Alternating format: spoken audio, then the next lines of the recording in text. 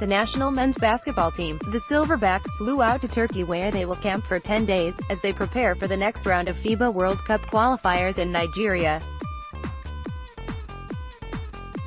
These qualifiers will run from June 29 to July 1. However, the purpose for the camp in Istanbul is all geared to ensuring that Uganda finish at least in third position in a group where they are pooled alongside Nigeria, Mali and Rwanda. Only then will they have come closer to making it to the 2019 Basketball World Cup in China. Not only would it be unprecedented, but it would be historic if Uganda were among the 5 African representatives. Definitely, it would be a huge achievement if Uganda appeared at the FIBA World Cup. And while many people may be thinking that we are just participating in the qualifiers, our objective is qualifying for the World Cup.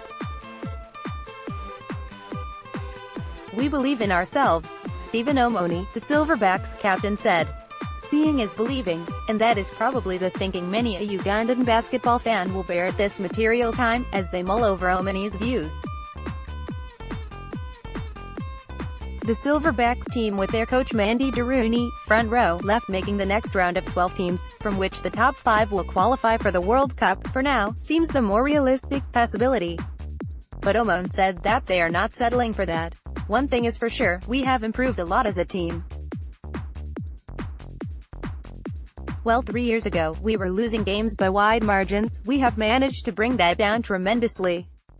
We are not afraid of any team anymore, let alone Nigeria. So, we are going for it, Omoni stressed. In a way, Omoni and the rest of the Silverbacks' belief in their powers is not far-fetched, considering that last year in September, they forced overtime against Afrobasket record champions, 11 title in 29 editions, Angola. Eventually Uganda lost 89-94.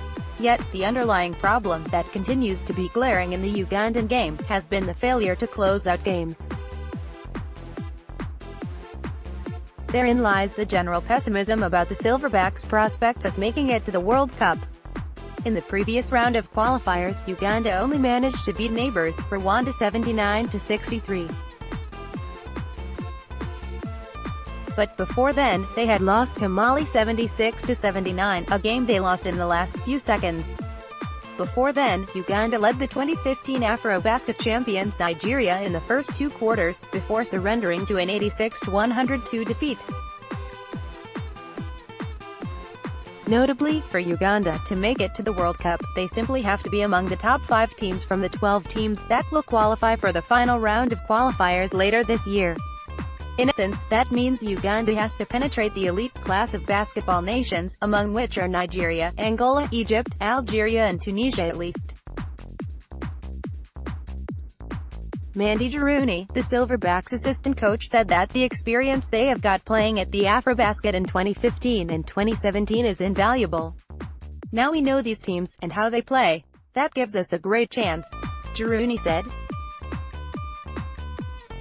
In fact, Daruni believes that with the addition of new players, such as Emmanuel Mugenga, who plays in France's second-tier professional league, John Geu, a 6'8" forward, and shooting guard Jordan Mays, the MVP at the last FIBA Africa Zone 5 championship, that City Oilers won, the Silverbacks are in good shape. Daruni added that the camp in Istanbul was organized to also ensure that team chemistry and bonding takes place, particularly in betting in the new players. The team will however be without the experience of its America-based center, power forward Stanley Asiti, who got injured recently. Asiti has been instrumental for the team both offensively and defensively. Because of his technical ability and experience playing at the top level, Asiti has normally been Uganda's highest scorer. Therefore, his absence will be heavily scrutinized on how it affects Uganda at this point, where there is little room for error.